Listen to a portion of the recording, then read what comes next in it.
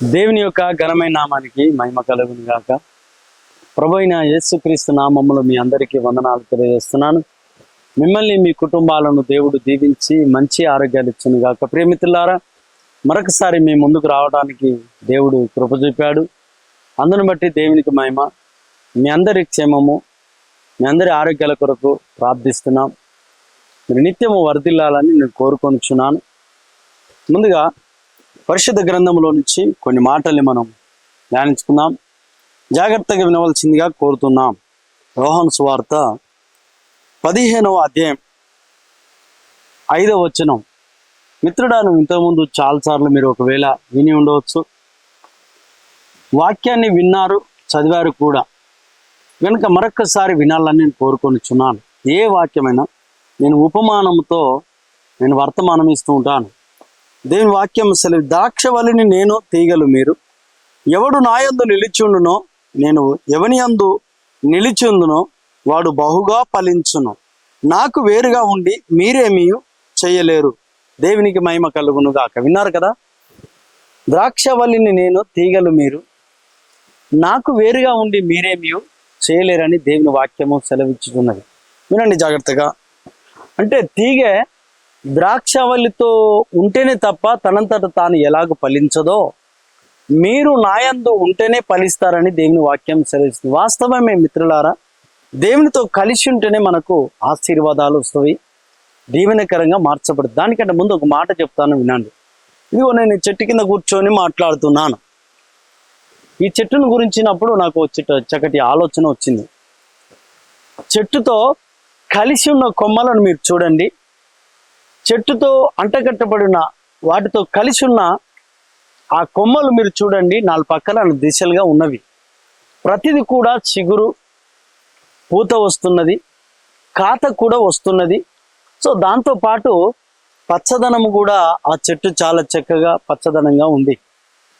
ఆ చెట్టు పచ్చగా ఉండడం వల్ల దాని కిందికి అనేకులు వచ్చి అలసట తీర్చుకొనిచున్నారు.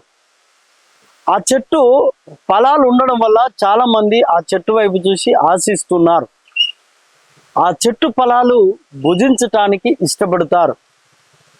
ఈ చెట్టుతో కలిసి ఉన్న ఈ కొమ్మలన్నిటికీ సిగురు, పూత, కాత వస్తుంది, ఫలాలు ఇస్తుంది. ప్రతివారు కూడా చెట్టు కిందికి వచ్చి అలసట తీర్చుకుంటుంటారు.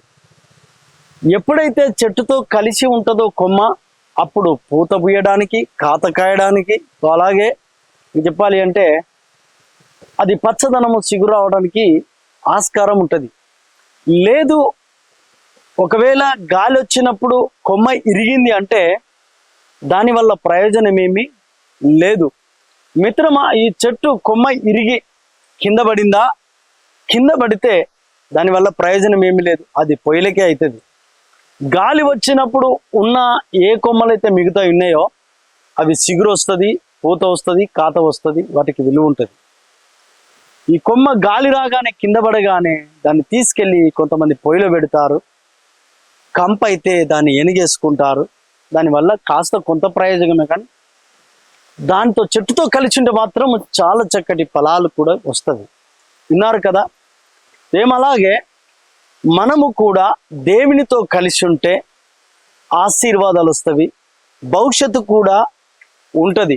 అంతేకాకుండా సహవాసముతో కలిసి ఉంటే మనకు ఆశీర్వాదం వస్తుంది, దీవెనకరంగా మార్చబడతాం.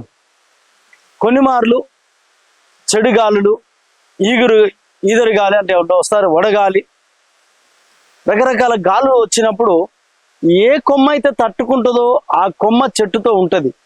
గాలి రాగానే ఇరిగిపోయిన కొమ్మ పొయ్యిలకైతుంది. ప్రియ స్నేహితుడు, ఆత్మీయుడిగా ఉన్నప్పుడు కొన్ని మార్ల సాతాను శోధన, ఇరుకులు, ఇబ్బందులు, సమస్యలు వస్తవి. అవి వచ్చినప్పుడు నువ్వు పొరపాట్ల ఎట్టి పరిస్థితుల్లో ఆత్మీయుల నుండి నువ్వు దూరం అవుతావో, ఎప్పుడైతే ఆత్మీయుల నుండి నువ్వు ఎడబాటు అవుతావో సాతాను నిన్ను ఖచ్చితంగా ఆకర్షించేసి నిన్ను నాశనం చేయడానికి ప్రయత్నం చేస్తాడు, ఎండిపోతావు. ఎప్పుడైతే దేవుని వాక్యం సెలవిస్తుంది కీర్తనల గ్రంథంలో ఏమని, దుష్టుల ఆలోచన చొప్పున నడవక, పాపుల మార్గం నడుక, అపహాసు కూర్చుండి చోట కూర్చొనక, యెహోవా ధర్మశాస్త్రం దివారాత్రులు ధ్యానించుతూ ధన్యుడని దేవుని వాక్యం సెలవిస్తుంది. విన్నాడుగా, అతడు చేయనది నీటి కాలువలో యోరాను నాటబడినదై ఆకువాడక తన కాలమందు ఫలమిచ్చు చెట్టు వలె. ఆకువాడక ఫలమిచ్చు చెట్టు వలె అంటే నీటి కాలువల యోరాను దగ్గర ఉంది అంటే నీటికి దగ్గర ఉన్నది చెట్టు. అలాగే సేవకుడికి దగ్గర ఉన్న విశ్వాసి, దేవునికి దగ్గర ఉన్న విశ్వాసి, దేవునికి దగ్గర ఉన్న సహోదరుడు సహోదరి, దేవుని వాక్యానుసారంగా నడుచుకునే సహోదరి సహోదరుడు, దేవుని వాక్యానుసారంగా నడుచుకునే సహోదరి సహోదరుడు, కొన్ని ఇబ్బందులు ఇరుకులు సమస్యలు వచ్చినప్పటికీ ఎప్పుడైతే నువ్వు నిలబడతావో నీకు నూతన సిగురు వస్తుంది, నూతన ఫలాలు వస్తవి, నూతనమైన కార్యాలను కుటుంబంలో జరుగుతాయి. కనుక నువ్వు కలిసి ఉంటే మంచిదని నేను కోరుకొనిచున్నాను.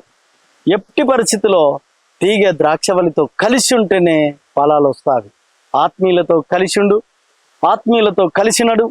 కష్ట సుఖాలు వచ్చినప్పుడు ఎదుర్కొని కలిసి ఉంటేనే మంచిది. కనుక నువ్వు కలిసి ఉంటావని, అనేకులకు ఆశీర్వాదకరంగా ఉంటావని ఈ వాక్యం నీకు బోధిస్తున్నాను. నిన్ను నీ కుటుంబాన్ని దేవుడు దీవించును గాక.